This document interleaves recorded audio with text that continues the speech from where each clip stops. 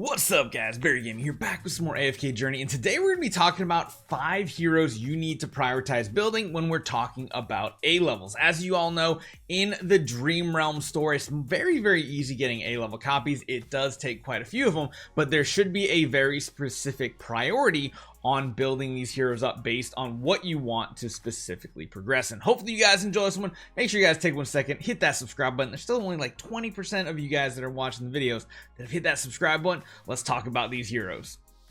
Let's start off with the #1 priority. In reality, most of these heroes you can bring simply up to Mythic Plus. You don't necessarily need to bring them to Supreme Plus. However, Odie is one of those that is going to be very strong. He's one of the best damage dealers in the game, hands down. He's an A level hero, and it really comes down to his mythic ability, Heart Crusher. So this one's why we go for him and why we push for him to be Mythic Plus as like our first Mythic Plus on any account. He basically is going to be able to instantly defeat any poison enemy it falls below a certain point with him.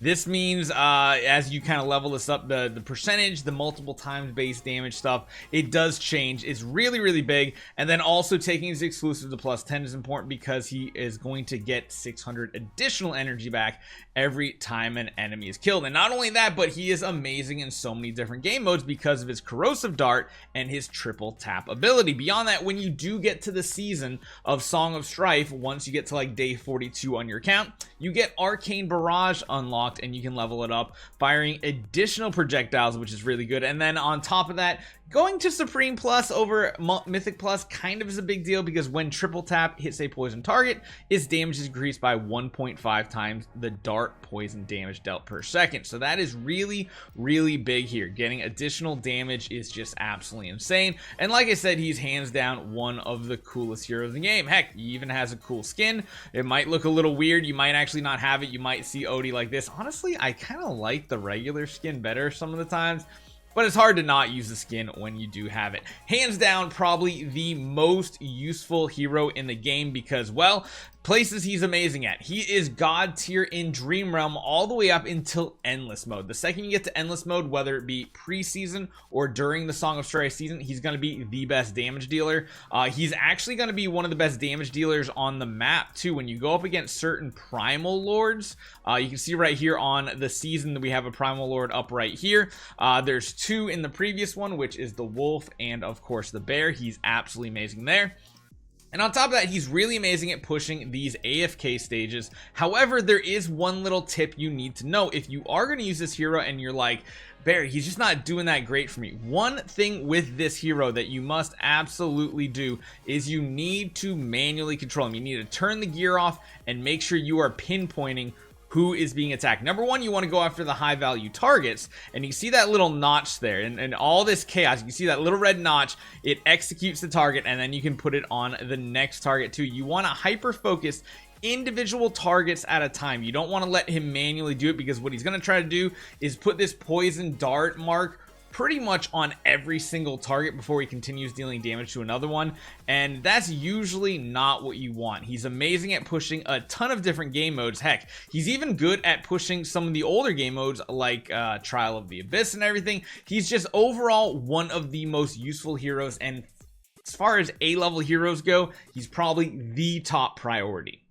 Now, after Odie, there's a couple different options you can go with. Koko is my personal favorite because the amount of time you're fighting bosses not in the endless mode, Odie is going to be your go-to, whereas a couple other heroes on this list we're going to talk about later, they get to be the best in slot when you get to the endless mode. Not meaning you don't want to focus on them, but Koko to Mythic Plus is a very strong boost in a lot of different game modes. Not only Dream Realm bosses all the way up to the endless mode, and even in endless mode at the very early rounds before you get your resonance level high enough, she is going to be absolutely amazing because of her ultimate ability, Full Energy. This acts as a 55% damage reduction as well as giving increased life drain to allies, which is just absolutely insane. And what really makes her godly is when you do get her to Mythic Plus, which you don't need to take her past Mythic Plus. Her Supreme Plus isn't really that needed. Mythic Plus is kind of the cap you need to bring this hero to. She then also gives them a shield, all allies a shield equal to 15% of the total damage dealt by allies affected by that full energy while it is active. So the more damage dealers you have, the bigger shield that's going to be. You've probably seen us use her a ton. We've showed and highlighted her on our Mauler meme team. She's just hands down one of the most useful heroes. However, I would recommend not bringing her to Supreme Plus. I would most likely keep her at Mythic Plus because, again, all these heroes, all these A-level heroes, they can be on wish lists, they can be on everything else, but the Dream Store is one of the places that you can really hyper focus on the heroes. Odies, of course, need to be number 1. Koko, in my opinion, is a very strong candidate for number 2, but kind of fights for the number 2 slot with the next hero. And that hero is Marilee. Now, Marilee is by far the best overall damage dealer in the game for endless bosses. The way that they work is interesting. The fact that she has true damage means it bypasses a lot of the physical and magic defense that the bosses scale crazy amounts with, so she ends up being one of the best. However, she's not the best until you get her to Mythic Plus, and a lot of people do bring her up to Supreme Plus because she is going to be the best damage dealer, and as you get her higher up, you can go there. I would, at the very least, at the early game, mid game type of your account, Mythic Plus on most of these heroes is fine if you want to try to get all these parts and pieces, these like 5 really important heroes, but this is really big. Battlefield learning. Marilee's attack is increased by 5% when other allies cast ultimates, stacking up to 5 times. Her normal attacks deal true damage after reaching that max stack. So getting there very quickly is important. Again, very much like Odie, she has a very offensive ability here as well. Her ultimate is very mobile, so she's actually more useful than Odie on a lot of different battlefields like Necro Draken, things like that, where you need to have mobile heroes that don't stand and stuff. She's just absolutely amazing and truly becomes the best boss damage dealer in the majority of situations. In the early primal lords like Bear, Wolf, you'll probably use her and Odie in a lot of teams, whereas in the late game, the next hero actually is the current best one for the current primal lord, which is the Crystal Beetle. And that hero is Corin, another light bear, but this hero just does some crazy AoE with his ultimate ability, which I think there's something going on with the Crystal Beetle that it just seems like it's just not working right. But again, same situation here. Corin is not good until you get him to Mythic Plus, or I should say underperforms compared to other heroes until you get to Mythic Plus. But once you do, you get Vine Arms. Yeah, if you guys never noticed, he actually has vines for arms.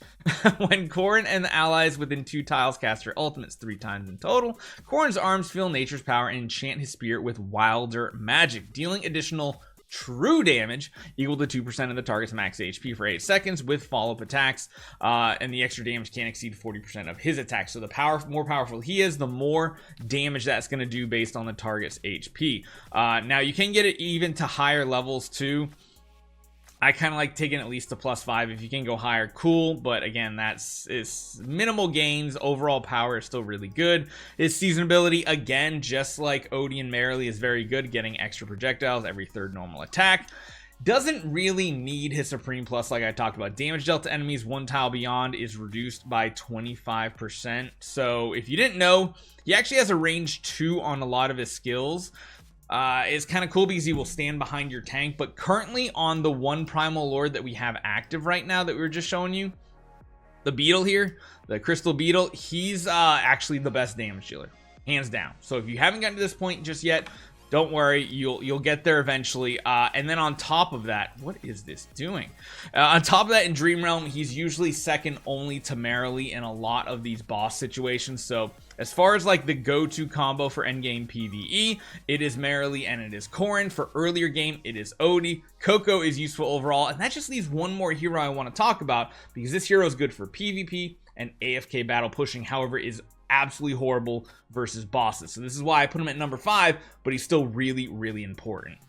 That hero is Arden. Last and certainly not least in this list. He has his uses, however, getting your A-level progression through Dream Realm is kind of like the most important part of the game.